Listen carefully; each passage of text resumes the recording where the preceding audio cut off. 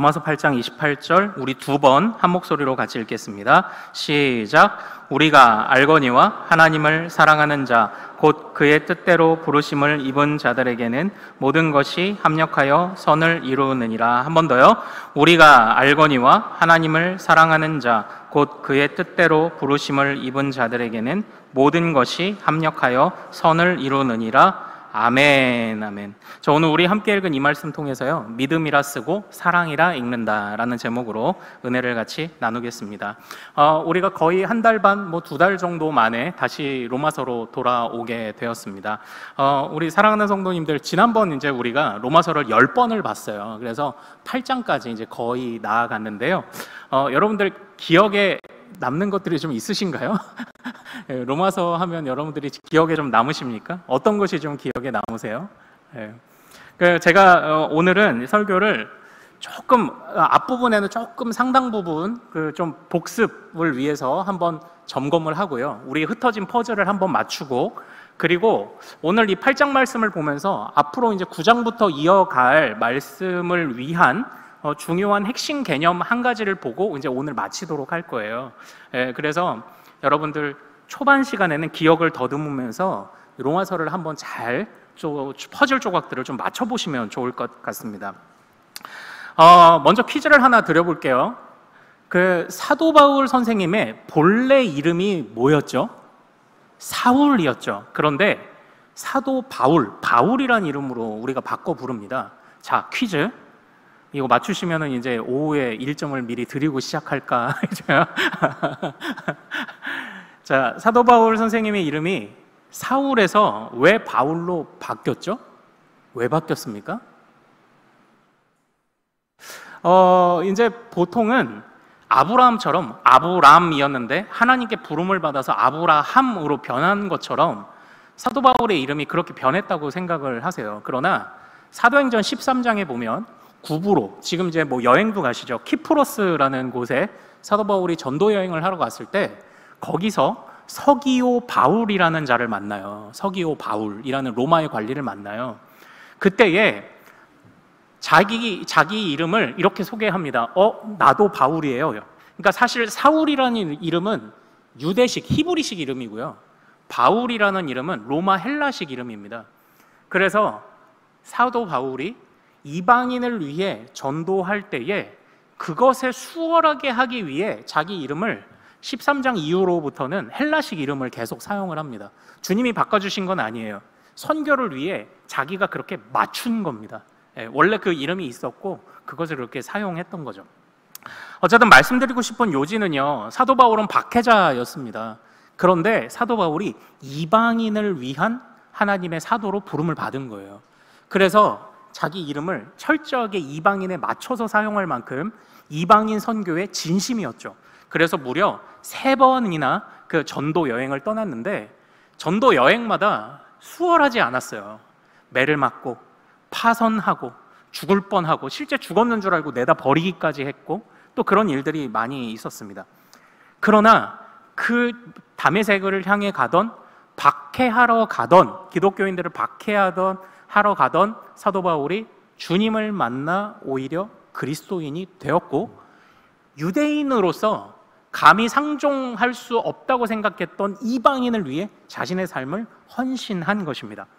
그러한 사도 바울의 삶이 이제 3차까지 이어지다가요, 지금 유럽의 초입, 지금 이제 터키 지역과 유럽 지역의 요 연결 부위에 있는 마게도냐, 즉 그리스 인근 지역에서 3차 전도 여행의 시기를 보내고 있을 때 이제 이 로마서를 기록을 했다고 합니다. 사도 바울은 항상 관심사가 있었어요. 믿음을 굳세게 하는 것, 그래서 복음을 잘 가르치는 것, 복음에 합당한 삶을 사는 것에 관심이 많았습니다. 그래서 장차 이제 이 마게도냐에서 조금만 더 가면 로마거든요. 근데 사도 바울이 왜 그렇게 로마 하고 부르짖었을까요? 주님이 땅끝까지 이르러 내 증인이 되리라고 말씀하신 걸 사도 바울이 기억하고 있었던 겁니다. 이 당시에 사도 바울이 이해하고 있던 땅끝은 천하를 호령하던 로마, 그리고 로마의 황제였어요. 그래서 로마와 황제에게 가서 복음을 전하는 것이 이 사도 바울이 생각했던 땅끝이었습니다. 그래서 사도 바울이 지금 이제 조금만 더 가면 로마인 거예요. 그래서 그 설레는 마음을 가지고 로마에 교회가 있다는 이야기를 전해 듣고, 로마 교회는 사도 바울이 안 세웠습니다. 자생적으로 생겨났어요. 감사한 일이죠. 로마 교회에 바로 사도 바울이 이 편지를 써서 이제 보냈던 겁니다. 복음을 가르치고 믿음을 굳세게 하고 복음에 합당한 삶을 살도록 하기 위해서 바로 이런 삶을 이제 로마서를 기록을 했습니다.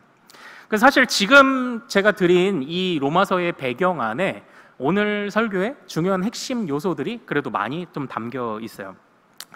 그런데 사도 바울이 이렇게 믿음을 굳세게 하고 복음을 가르치고 그리고 복음으로 변화되는 삶을 강조할 때, 그런데 이 로마 교회에 한 가지 문제점이 있었습니다. 그 문제가 뭐냐면, 그 이전에 그 글라우디오라는 황제가 명을 내려서 로마 안에 있는 유대인들을 한번 이렇게 추방했었던 적이 있어요.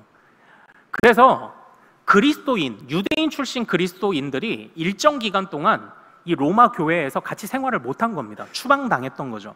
그러다가 일정 기간이 지나서 돌아왔는데, 돌아와 보고 나니까 이 유대인들 입장에서는 뭐예요?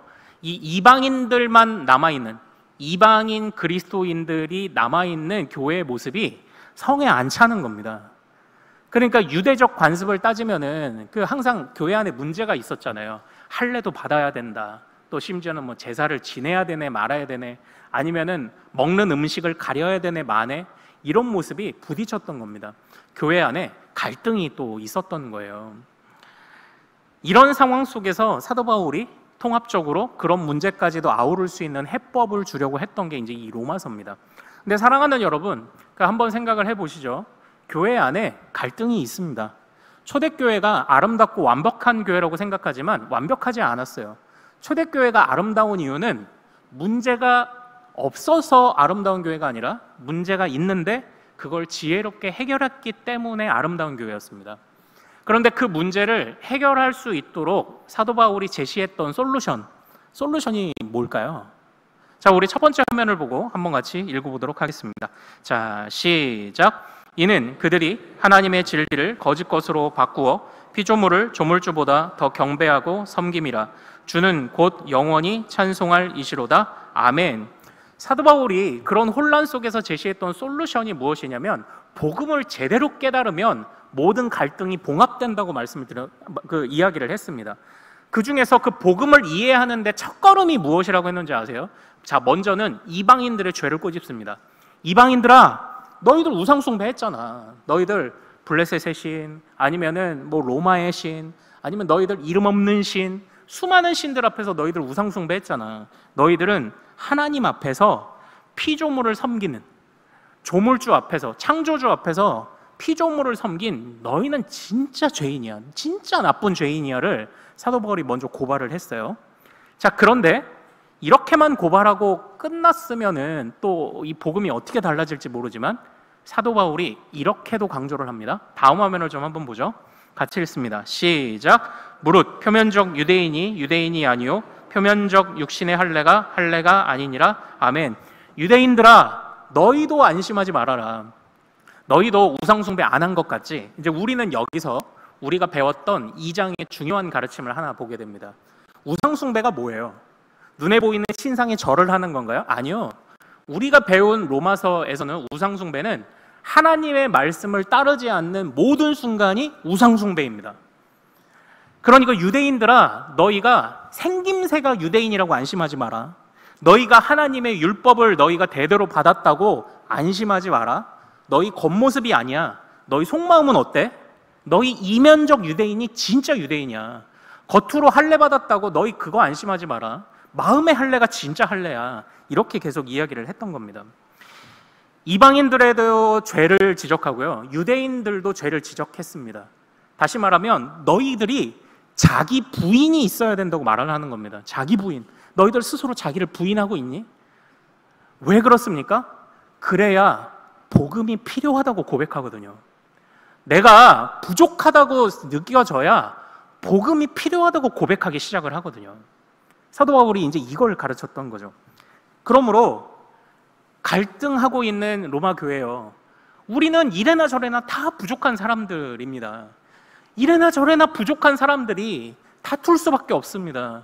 그런데 부족한 사람들이 왜 그렇게 서로 자기만 잘났다고 그렇게 이야기를 합니까? 우리 자기를 부인합시다. 그리고 복음 앞에 다시 나아갑시다. 그때 우리는, 그러니까 우리 중에 잘난 사람이 아무도 없는 거예요. 나도 부족하고 너도 부족하고 서로 부족한 사람들끼리 도와야지, 용납해야지, 이런 이야기들로부터 바로 갈등이 해결된다고 보았던 것입니다. 그러나 가장 중요한 것은요, 이것을 사도 바울이 그 성도들에게만 맡기지 않았다는 겁니다. 바로 나를 부인할 수밖에 없는, 정말 하나님 앞에 철저히 무너진 나를 위해 하나님이 은혜를 베푸셨는데 그 은혜가 뭘까요? 바로 로마서 1장 17절입니다. 우리 화면을 보고 같이 한번 읽죠. 자, 주제 성구입니다. 자, 시작. 복음에는 하나님의 의가 나타나서 믿음으로 믿음에 이르게 하나니 기록된 바 오직 의인은 믿음으로 말미암아 살리라 함과 같으니라. 아멘. 우리 이 화면을 이따가도 한번 좀 제가 또 부탁을 드릴 텐데, 우선 지금은 하나님의 의라는 거에만 먼저 한번 집중을 해보죠. 하나님의 의가 뭐였죠? 하나님의 의. 그러니까 이방인이든 유대인이든 모두가 하나님 앞에 부족합니다. 모두가 하나님의 영광 이룰 수 없습니다. 그런데 그러한 우리들에게 하나님이 의를 베푸신 거예요. 이 하나님의 의가 세 가지라고 말씀을 드렸죠. 학자들이 세 가지로 이 부분을 이해합니다. 첫 번째는 하나님 그 자신의 성품. 하나님은 너무 의로우십니다. 하나님은. 그리고 그 의로우신 하나님이 죄인된 우리를, 유대인이든 이방인이든 죄인된 우리를 의롭게 하십니다. 우리를 의롭게 하신 하나님의 능력, 그리고 그로 말미암아 변화된 우리의 신분. 그러니까 의로우신 하나님이 우리를 의롭게 하셔서 의로운 사람 되게 하셨습니다 라는 것이 이 하나님의 의의 개념이라고 말씀드렸습니다. 다시 말하면 하나님의 은혜를 베푸신 거예요. 우리 모두에게, 정말 소망 없는 우리에게 은혜를 베푸셨다고 말을 하는 것이 이제 사도 바울이 이해하는 바로 복음이었습니다. 그래서 우리는 여기에서 중요한 명제를 우리가 살펴보았습니다. 바로 이 하나님의 의가 누구를 통해 나타났다는 겁니까? 바로 예수님을 통해 나타난 거예요. 그래서 바로 이렇게 부족한 우리를 쭉 서술하며 이제 5장, 그리고 5장과 8장은 특별히 서로 연관성을 갖고 있는데, 예수님이 오셔서 이제 우리에게 이런 하나님의 의를 드러내셨다라고 말씀을 합니다. 그때 우리는 이런 고백을 함께 나누었습니다. 같이 한번 따라해 볼까요? 우리를 예수처럼 되게 하시려고 예수님이 우리처럼 낮아지셨다. 문장을 이해하셨나요? 우리를 예수님처럼 되게 하시려고 예수님이 우리처럼 낮아지신 거예요. 이게 사도 바울이 말했던 하나님의 의가 나타난 거죠. 예수 그리스도를 통해 나타난 겁니다. 우리를 하나님의 자녀처럼, 자녀답게 하시려고, 우리를 예수님처럼 영광을 얻는 자로 삼으시려고 그렇게 하셨다라는 겁니다. 그래서요, 이 예수님이 우리에게 오셨다는 것을 이 5장에서 얼마나 멋있게 얘기를 하냐면, 첫 번째 사람 아담은 하나님의 형상이었지만 그 아담은 실패했어요. 그러나 진정한 하나님의 형상으로 오신 우리 예수 그리스도는 실패하지 않으셨다는 걸 의미해요. 많은 사람들이 이 예수님을 훼손하려고 했죠. 어떻게 훼손하려고 했습니까? 죽음으로 훼손하려고 했었습니다. 예수님을 죽게 했습니다. 그러나 예수님은 참된 하나님의 형상이요, 참된 하나님의 아들이시기에 훼손되지 않으셨어요. 그래서 어떻게 되셨죠? 부활하셨습니다. 아무도 그 예수님을 건드릴 수 없었어요. 죽였지만 살아나셨어요. 훼손되지 않으셨고요, 실패하지 않으셨습니다. 죽음도 우리 예수님을 집어삼키지 못했습니다. 그래서 그때부터 우리 안에 새로운 법칙이 하나 시작되기 시작합니다. 그게 뭘까요? 자, 성경을 찾아서 6장으로 가겠습니다. 자, 머릿속에 퍼즐이 좀 잘 맞춰지시나요? 예. 이제 6장으로 가면은, 이래서 이 말씀을 계속 강조했구나를 보시게 될 겁니다. 6장 23절, 우리가 많이 살펴봤던 말씀이죠. 6장 23절 같이 읽겠습니다. 자, 시작. 죄의 삭은 사망이요 하나님의 은사는 그리스도 예수 우리 주 안에 있는 영생이니라. 아멘. 여기서 우리가 삭세 개념을 굉장히 주의해서 보았습니다. 삭세 개념이 뭐죠? 10시간을 일했으면 10시간만큼의 돈을 줘라. 100가지를 잘못했으면 그에 해당하는 마땅한 벌을 내려라. 즉 그에 해당하는 것을 주는 것, 그대로 돌려주는 것이 삭시입니다. 삭, 임금, 뭐 이런 뜻이죠. 임금이란 뜻이죠. 죄에 관해서는 이렇게 주님이 타협이 없으세요. 있는 그대로 갚으세요. 그런데 우리의 죄를, 유대인이든 이방인이든 우리는 죄인이죠. 그러나 우리를 그 죄대로 갚으시는 것이 아니라 하나님의 은혜로 다루시기 시작했다고 합니다. 예수 그리스도 때문이죠. 예수 그리스도가 다 갚아주셨기 때문이죠. 그래서 여기서 이 은사라는 단어가 무엇과 같다? 은혜라는 뜻이라고 말씀드렸죠. 그래서 우리를 더 이상 죄인 다루듯 하시지 않으시고 은혜로 우리를 영생의 자녀로 다루시기 시작하는 새로운 법칙이 시작됐습니다. 그게 무슨 법칙이죠? 이제는 죄가 아니라 은혜의 지배가 시작되었다라는 것입니다. 이제 우리가 이 흐름을 계속 이렇게 살펴봤던 거예요. 근데 사랑하는 여러분, 우리 1장 17절을 화면으로 다시 한번 좀 띄워주실까요? 그러니까 이 모든 은혜를 누리는 중요한 우리의 핵심이 뭔가요? 우리가 해야 되는 중요한 것, 이 말씀 다시 한번 읽어보죠. 자, 시작. 복음에는 하나님의 의가 나타나서 믿음으로 믿음에 이르게 하나니 기록된 바 오직 의인은 믿음으로 말미암아 살리라 함과 같으니라. 아멘. 아까는 이 하나님의 의를 봤지만 이번에는 이 믿음을 볼게요. 사실 지금까지 이제 복습 끝났고 오늘 설교는 이 믿음, 좋은 믿음이 뭔지냐만 밝히면 오늘 설교의 목적을 다 하는 것입니다. 그래서 이 좋은 믿음을 밝혀야 우리가 9장부터 이어지는 후반부의 내용을 비로소 수용할 수 있어요. 우리가 받을 수 있어요. 믿음, 이 모든 하나님의 은혜를 누리는 중요한 핵심이 뭐라고요? 믿음이에요. 믿음. 사랑하는 여러분, 한번 질문 드려볼게요. 좋은 믿음은 뭘까요? 좋은 믿음이란 무엇입니까? 무엇이 좋은 믿음입니까? 그래서 이제 오늘 우리가 이 믿음, 좋은 믿음이다, 믿음이 진짜 무엇이냐를 살펴보기 위해서 그래서 5장과 연관성이 있는 예수 그리스도의 가치, 특별히 8장에는 성령님이 또 한번 같이 또 언급되어 등장하십니다. 8장에 등장하는 이 예수 그리스도와 성령의 역사를 누리는 중요한 핵심 중에 하나인 이 믿음이 8장에서는 어떻게 표현되는지를 이제 오늘 그걸 보는 겁니다. 자, 그래서 오늘 본문 8장 28절 우리 가서 같이 한번 읽어보도록 하겠습니다.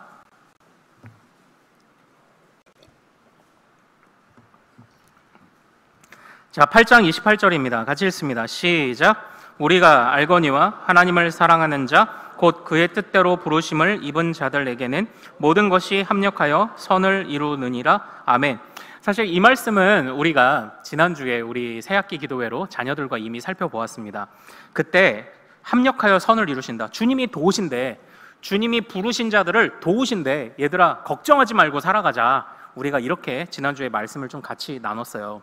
그런데 오늘은 합력하다, 부르신다라는 초점보다는 하나님을 사랑하는 자라는 초점을 오늘 생각해 보는 것으로 설교를 이끌어 가고자 합니다. 여기서 하나님이 누구와 함께 일하신답니까? 하나님을 사랑하는 자와 일하신다고 합니다. 누구를 부르신다고 합니까? 하나님을 사랑하는 자를 부르신다고 이야기를 해요. 근데 사랑하는 여러분, 이 앞전에서부터요, 사도 바울은 계속 강조하고 있었던 것이 있습니다. 진짜 그리스도인이란 뭐예요? 1장 17절부터 이어지는 말씀을 통해서 살펴보면 진짜 그리스도인은 하나님을 믿는 자입니다. 그러나 오늘 이 8장 28절에서 고백하고 있는 진짜 그리스도인은 뭐예요? 하나님을 사랑하는 자예요. 믿음이라는 것과 사랑이라는 것은 같은 개념이에요. 믿음이라는 것과 사랑이라는 건. 그래서 사실 이 8장 28절이 중요한 이유가 뭐냐면요, 이 로마서 안에 믿음이라는 단어가 한 40여 회가 등장을 합니다. 굉장히 사도 바울이 강조하고 있어요. 그런데 그에 못지않게, 그보다는 부족하지만 사랑이라는 단어 또한 20여 회를 사용할 만큼 사도 바울이 사랑에 진짜 진심이에요. 그런데 8장 이전에 있는 사랑을 보면 하나님이 우리를 향해 보이신 사랑만 말해요. 그리고 8장 이후의 사랑을 보면 우리에게 명령하시는, 이웃 사랑해야지, 너희가 더 사랑이 풍성해야지, 이런 명령으로서의 사랑이 나오는데 이 8장 28절만 우리 믿는 자들이 어떤 모습과 어떤 성품이랄까, 어떤 성격을 가지고 있는지에 관한 그리스도인을 설명하는 유일한, 사랑으로 설명하는 유일한 구절이 바로 이 8장 28절이에요. 하나님이 우리를 사랑하셨다는 것을 십몇 회를 막 말씀하시다가 우리에게 이 8장에 와서 말씀하시는 겁니다. 그런 하나님을 너희도 사랑하지? 이렇게 물어보는 거예요. 그런 하나님을 믿지? 그런 하나님을 사랑하지? 이렇게 물어보는 겁니다. 사랑하는 여러분, 사실 오늘 제가 드리고자 하는 말씀은 처음 듣는 이야기는 아니실 겁니다. 근데 저는 항상 노파심이 있어요. 우리가 이 믿음 이야기를 할 때 제가 항상 갖는 노파심이 무엇입니까? 보통 우리가 예수님이 우리를 위해 십자가 지셨어요. 이거 믿으시면 천국 가요. 그러면 그런 분들에게 복음을 전하고 그러고 나서 천국 백성임을 선포하고 헤어지는 경우들이 있습니다. 물론 경우에 따라서 잠깐 만났다가 헤어지는 노방전도를 하거나 아니면 그럴 때 특히 그런 일들이 많이 일어나겠지만 그분의 삶이 앞으로 어떻게 펼쳐지는 데에 대해서 우리는 점검하지 못하는 순간들이 많아요. 그런데 이 믿음이라는 것을 한번 좀 보십시오. 믿음이 처음만 믿는다고 말하고 마지막에만 믿는다고 말하고 그냥 천국에 뿅 들어가면 바른 믿음일까요? 성경은 그렇게 말하지 않습니다. 믿음이라는 것을 사랑이라는 말로 바꾸어 보십시오.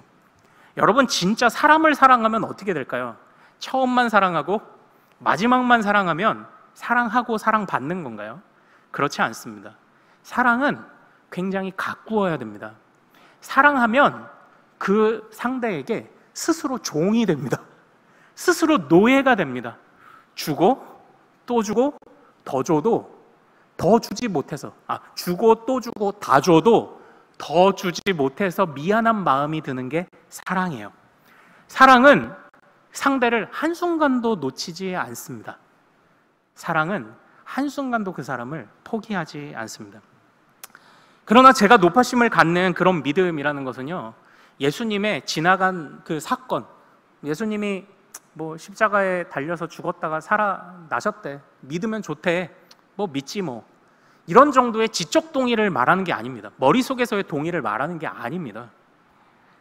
그리고 마지막에만 진짜 우리가 주님의 심판대 앞에서 저 예전에 그 복음 들어봤고요, 그리고 저 믿는다고 했는데요 라고 말하는 그런 믿음을 얘기하는 게 아닙니다.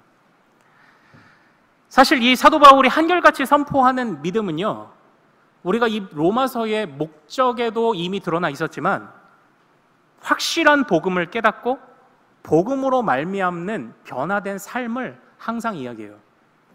그래서 이제 이 8장 이후에 사도 바울이 그 로마 교회에게 권면하는 이야기들이 많습니다. 그리고 특별히 12장부터는 합당한 삶을, 그러므로 너희를 거룩한 산제사로 드리라로 시작하는 말씀을 통해 합당하게 살아가는 삶이 지금 변화되어야 한다는 것을 강조해요. 사랑하는 여러분, 그래서 제가 자꾸 노파심이 있는 겁니다. 이 믿음을 잘못 이해하면 이 로마서에 있는 말씀 이후의 말씀을 들어도 맹숭맹숭한 거예요. 그런데 우리가 이 로마서 말씀 또는 이 복음의 말씀을 잘 들었다면 어떤 결과가 와야 되느냐? 우리가 좀 더 좋은 사람이 되어야 돼요. 우리가 좀 더 좋은 사람이 되어야 우리가 복음을, 그리고 이 로마서를 제대로 받은 사람들이 되는 겁니다. 왜 그렇죠? 믿음은 사랑이라는 말과 동일한 말이기 때문입니다. 그래서 어떤 사람들에게 물어보십시오. 하나님을 믿으십니까? 예전에 전도받아서 믿어요 라고 할지 몰라요. 그러나 바꿔서 질문을 해보세요. 하나님을 사랑하십니까? 그럼 그 말에는 말문이 막히는 사람들이 그래도 제법 있을 것이라는 생각을 합니다. 그러나 사랑하는 여러분, 오늘 설교의 제목처럼요, 성경이 말하는 믿음은요, 사랑이에요. 성경이 말하는 믿음은 처음만 반짝하고 마지막에만 반짝하는 그런 것이 아니라 한결같은 사랑을 말합니다. 그래서 우리는 믿음이라 쓰여진 곳을 읽더라도 그곳을 사랑이라고 읽어야 합니다. 처음만 사랑하나요? 나중에만 사랑할까요? 아니요, 성립하지 않아요. 또 사실 우리가 살펴봤던 1장 17절 말씀은요, 오직 의인은 믿음으로 말미암아 살리라, 이게 이제 구약의 하박국, 사실 그래서 우리가 이 말씀 때문에 사도 바울이 구약 성경에서 이미 복음을 깨달았다 그래서 이제 제가 살펴보고 있는 시리즈가 구약의 복음 시리즈잖아요. 이 하박국 2장 4절에서 믿음으로 말미암아 살리라라고 할 때 그때에 살지 못하는 사람을 먼저 하박국 선지자가 언급을 합니다. 그게 누구냐면 교만한 사람이에요. 교만한 사람, 정직하지 못한 사람. 그러나 그의 반면에 믿는 사람은 진짜 산다라는 뜻입니다. 살아난다는 뜻입니다. 여기서 한번 보세요. 여기서 말하는 하박국이 말한 믿음은 뭐예요? 교만하지 않은 게 믿음이에요. 하나님 앞에서.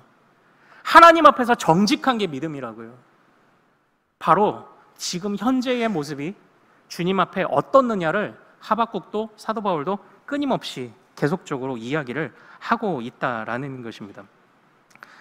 그래서 오늘 이 28절을 한번 잘 보세요. 우리가 알거니와 하나님을 믿는 자.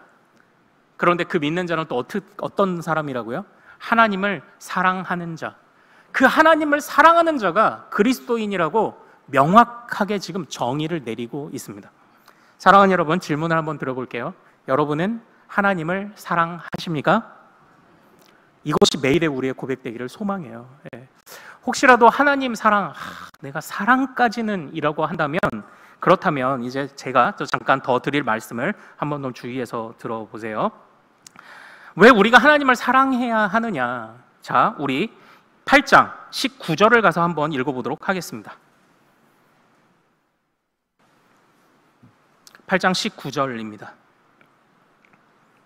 8장 19절입니다. 자, 시작. 피조물이 고대하는 바는 하나님의 아들들이 나타나는 것이니 아멘. 피조물이 뭐예요?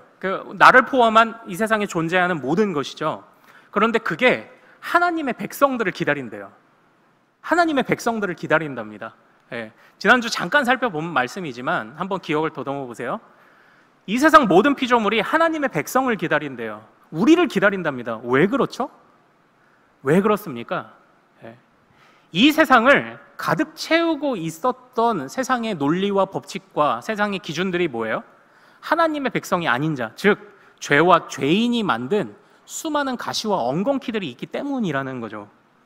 그래서 피조물들이 우리의 삶이, 지난주 우리 자녀들을 다시 무장시켜서 학교로 파송합시다 하는 지난주에 우리는 영향력을 가져요. 누구나 영향력을 갖습니다. 그러나 영향력은 선한 영향력도 있을 수 있고 악한 영향력도 있을 수 있어요. 여러분은 주로 어느 쪽이신가요? 선한 영향력을 많이 끼치시나요? 네, 그래야 합니다. 이 세상은 악한 영향력이 가득하기 때문이에요. 그래서 나만이 아니라 이 죄의 문제는 나 혼자만의 문제가 아니라 영향을 끼쳐요. 그래서 죄인들이 만들어온 이 세상 속에 피눈물 흘리는 또 다른 사람들, 그리고 수많은 하나님의 피조물들이 그 속에서 고통하고 있다는 겁니다. 자연도 마찬가지죠. 이 세상도 마찬가지죠. 고통을 당하고 있다는 겁니다. 안 좋은 영향력을 받고 있다는 겁니다. 그러나 하나님으로부터 부름받은 하나님을 사랑하는 자들은 하나님이 이 세상을 지으시고 이 세상을 아끼고 계시는 것처럼 그 마음을 배워서 하나님을 사랑하는 자는 하나님을 닮아요. 그래서 이 세상을 가꿀 수밖에 없어요. 이 세상을 아름답게 이끌어갈 수밖에 없어요. 그래서 피조물들이 뭘 기다린다고요? 하나님의 사람들을 기다리는 겁니다. 하나님의 사람들을 기다릴 뿐 아니라 하나님의 사람들의 성숙을 기다립니다. 왜 그렇죠? 그래야 이 세상이 사는 거예요. 그래야 이 세상이 가시와 엉겅퀴가 없는 겁니다. 선한 영향력을 끼쳐주기를 바라는 그런 사람들을 지금 기다리고 있는 겁니다. 그러므로 사랑하는 여러분, 우리가 주님을 더 사랑해야 하는 이유는 명확합니다. 우리가 살아가는 이 세상을 하나님이 이 세상을 사랑하시듯, 하나님이 이 세상을 사랑하시듯 이 세상 속에서 선한 영향력을 끼쳐내어야 하기 때문에 주님과 교제하고 주님과 사랑하며 주님을 닮아가지 않으면 이 선한 영향력들이 나오지가 않는 겁니다. 사랑하는 여러분, 여기에서도 우리 믿음은 우리에게 현재를 요구해요. 지금의 삶을 요구한다고요. 선한 영향력을 언제 끼칠까요? 마지막에 끼칠까요? 아니면 시작 때에 끼칠까요? 아닙니다. 지금입니다. 지금이에요. 그래서 우리가 혹시 1장 17절 다시 한번 띄워주실 수 있을까요? 네, 1장 17절. 자, 이 말씀 다시 한번 읽어보죠. 자, 시작. 복음에는 하나님의 의가 나타나서 믿음으로 믿음에 이르게 하나니 기록된 바 오직 의인은 믿음으로 말미암아 살리라 함과 같으니라. 아멘. 이제는 저 마지막 세 번째 줄, 믿음으로 말미암아 살리라. 저 살리라를 여러분들이 어떻게 이해하셔야 된다고 말씀드렸습니까? 믿음으로 말미암아 천국 갈 거다만이 아니라 믿음으로 말미암아, 저걸 영어 성경에서 어떻게 번역한다고요? live로 번역해요. live. 예, live. 천국에 들어간다. 뭐 go to heaven, go in heaven이 아니라 저걸 그냥 live로 번역한다고요. 오직 의인은 믿음으로 말미암아 지금을 살아갑니다. 오직 의인은 믿음으로 지금을 살아갑니다. 선한 영향력으로 지금을 살아갑니다. 바로 그것을 명하고 있는 것 아닙니까? 이제 화면 내려주셔도 됩니다. 믿음은 항상 우리의 모든 삶, 현재를 전제하고 있습니다. 그 안에서 선한 영향력을 끼칠 것을 전제하고 있어요. 이제부터 우리가 믿음이라는 단어가 나오면 그것을 어떻게 읽자고요? 어떻게 이해하자고요? 사랑이라고 이해합시다. 주님과 절대로 떨어질 수 없는 사랑이라고 이해합시다. 그 사랑을 통하여 주님을 닮아 선한 영향력을 끼쳐야 한다는 것을 우리가 놓치지 않기를 소망합니다. 그래서 우리가 지난주에 제가 말씀드렸던 중요한 명제가 여기서 하나 등장합니다. 참 우리 교수님들이 가르쳐 주실 때 잘 가르쳐 주셨어요. 같이 한번 따라해 볼까요? 살아남도, 살아감도 은혜입니다. 이해하셨나요? 우리의 영혼이 하나님의 자녀가 되어 신분이 바뀌어 하나님의 백성이 되는 살아남도 은혜이고, 우리가 지금 하루하루 live, 살아가는 것도 은혜입니다. 성숙해 가는 것도 은혜입니다. 살아남도, 살아감도 은혜입니다. 바로 이거예요. 하나님은 우리를 하나님의 자녀로 부르셨습니다. 이 모든 것을 우리에게 명하셨습니다. 그러나 좋은 부모는요, 자녀에게 목표만 주고 끝나지 않아요. 도와줍니다. 자녀에게 열심히 하라고 말만 하지 않습니다. 도와줍니다. 주님도 우리를 매일의 삶 속에서 도와주시는 줄로 믿습니다. 그게 매일의 은혜죠. 그 매일의 은혜를 우리가 누리고 기뻐하고 그 매일의 은혜를 우리가 계속 받아 먹는 겁니다. 그래서요, 사랑하는 여러분, 이제 앞으로 이게 좋은 믿음이란 뭐냐? 아무쪼록 부탁드리는 것은 여러분의 삶의 현장 각자에서 어떻게 좋은 믿음이 드러나야 할지를 고민해 보십시오. 여러분들 직장에서, 사업장에서, 또 아니면은 뭐 학교에서, 아니면 뭐 공무원이시면, 여러분들이 근무하실 때, 교사이시면 교사로 아이들을 가르칠 때, 여러분이 군인이시면 또 군대에서, 여러분의 자리에서 주님을 어떻게 사랑할지, 내가 어떻게 가꾸어 갈 수 있을지를 그걸 한번 잘 고민해 보세요. 우리 지난주에 이제 요한계시록을 마무리 지으면서 우리가 참 주의 깊게 살펴봤던 것 중에 하나가 무엇입니까? 하나님이 지으신 하나님의 형상이 마지막 때 완성된다는 것을 우리가 살펴봤죠. 그 모든 것을 주님이 이루신다고 말씀을 나누었습니다. 그때에 하나님께 사로잡힌, 하나님으로부터 갱신된 하나님의 새로운 피조물은 어떻게 살아간다고요? 주님이 우리에게 창조 때 주신 귀한 명령이 있습니다. 그 명령이 무엇이었습니까? 바로 주님이 허락하신 세상을 경작하라는 것이었어요. 그런데 이 경작을 농사로 생각하면 안다고 말씀드렸습니다. 이 아바드라는 단어는 섬기다라는 뜻뿐만 아니라 예배하다라는 단어가 있어요. 여러분의 삶이 예배가 돼야 됩니다. 그래야 여러분이 12장에 가서 여러분의 삶을 거룩한 산제사로 드린다고 하는 의미를, 이러한 믿음의 개념을 갖지 못하면 이해하지 못해요. 하나님께 나를 산제사로 드려요? 내가 죽어야 됩니까? 내 피를 흘려야 됩니까? 그걸 말씀하는 게 아니죠. 주님을 사랑하는 자들이 주님을 닮아 세상에 선한 영향력을 어떻게 끼칠까? 나는 어떻게 예배하듯 일상생활을 할 수 있을까? 어떻게 예배하듯 직장생활을 할 수 있을까? 어떻게 예배하듯 가정을 갖고 갈 수 있을까? 교회를 갖고 갈 수 있을까? 이것을 여러분들이 각자 고민해 주시기를 부탁드립니다. 그러나 그것은 여러분들이 개인적으로 고민하시되 공통적인 실천사항 2가지만 말씀드리고 오늘 말씀을 마치도록 할게요. 자, 첫 번째는 같이 한번 따라해 보겠습니다. 자아성찰. 자아성찰. 바로 이게 첫 번째 실천사항입니다. 우리가 로마서를 나눌 때 이미 나누었던 말씀입니다. 오늘 이 로마서의 배경이 되는 로마 교회에 갈등이 있었다고 했죠.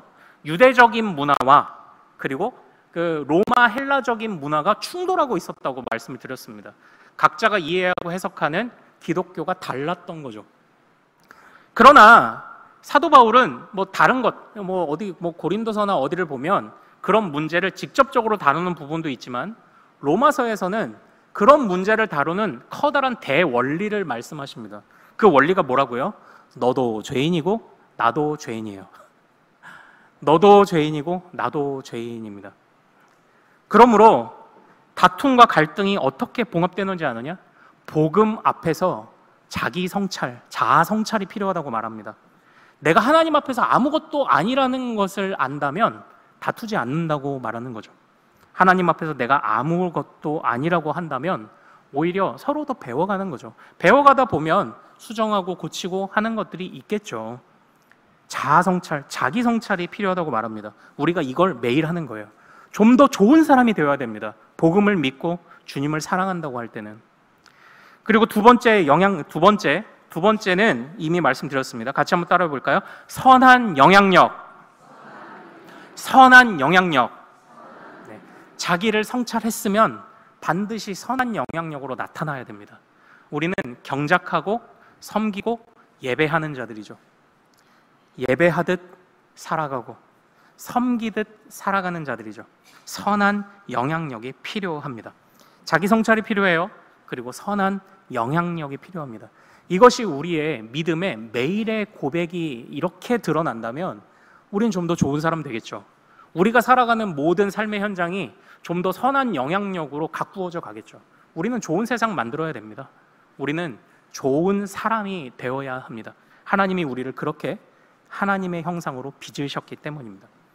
예수님이 우리를 예수님처럼 만드시기 위해 우리처럼 낮아지셨기 때문입니다. 그 헌신과 사랑을 헛되이게 하지 않으려면 자기 성찰이 필요합니다. 그리고 선한 영향력이 필요하죠. 사랑하는 여러분, 우리가 이것을 잘 기억하며 이제는 믿음이라고 쓰면 무엇이라 읽는다? 사랑이라 이해하고 읽으십시오. 그리고 우리가 다음 주부터 살펴보게 될 이 9장의 말씀에서 우리의 삶 하나하나를 찌르시며 고발하시는 주님의 말씀을 우리가 그 말씀에 튕겨나가는 것이 아니라 그 말씀을 있는 그대로 수용하며 우리가 정말 하나님다운, 하나님의 사람다운 사람으로 변해되어져 갈 수 있는 그런 믿음의 고백이, 그런 사랑의 고백이 매일 있기를 소망합니다. 자, 우리 같이 찬양하고 기도하죠. 사랑하는 나의 아버지, 이름 높여 드립니다. 우리를 향하여 무한한 사랑 베푸신 주님을 향해 우리도 같은 사랑을 고백합시다. 과거도 지금도 미래에도 변함없이 주를 향해 사랑 고백합시다. 사랑하는 나의 아버지, 이름 높여 드립니다. 주의 나라 찬양 속에 임하시니 능력에 주께 찬송하네. 전능하신 하나님 찬양, 언제나 동일하신 주, 전능하신 하나님 찬양, 영원히 다스리 사랑하는 나의 아버지, 사랑하는 나의 아버지, 이름 높여드립니다. 이름 높여드립니다. 주의 나라 찬양 속에 임하시니 능력의 주께 찬송하네. 전능하신 하나님 찬양, 언제나 동일하신 주, 전능하신 하나님 찬양, 영원히 다스 전능하신 하나님 찬양,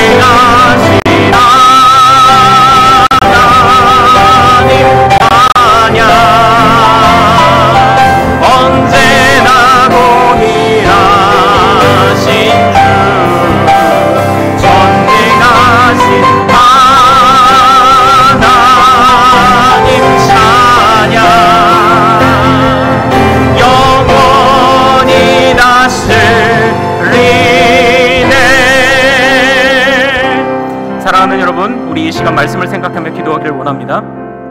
과거에 주님을 사랑하셨습니까? 그렇다면 잘하셨습니다. 지금도 주님을 사랑하십시오. 지금 주님을 사랑하십니까? 그럼 미래에도 변함없이 주님을 사랑할 것이라고 다짐하십시오. 그래서 닮아갈 것이라고 다짐하십시오. 그래서 선한 영향력을 끼칠 것이라고. 피조물들이 정말 하나님의 자녀들을 기다리는데 내가 하나님의 자녀답게 세상을 아름답게 가꾸겠노라고. 주님이 우리를 위하여 주신 그 은혜를 결코 값싼 은혜로 만들지 않겠노라고. 주님이 우리를 지도하시는 모든 것에 기쁘게 뛰어들어 가겠노라고.